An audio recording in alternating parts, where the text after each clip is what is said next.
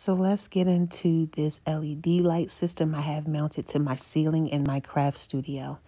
So I got this lighting system off of Amazon. I seen it and I instantly fell in love.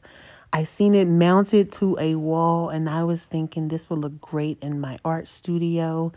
And it had reviews of being very bright, and I actually need my craft studio to be extremely bright because I do a lot of my recording in there. I record my tutorials, and I use a lot of ring lights and LED lights that are mounted to my wall in order to make my space glow. So with this LED light system, my hopes is that I can eliminate the standalone LED lights and the soft boxes that I have and just use these instead.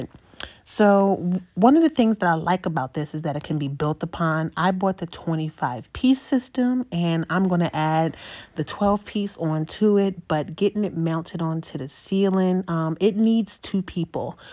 So I had 2 contractors help me get this up on the ceiling. They centered it onto my fan, did a little test run. We love it and we're going to continue on.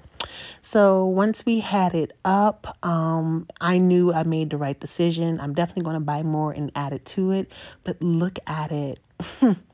A vibe. My room is daylight bright and I absolutely love it.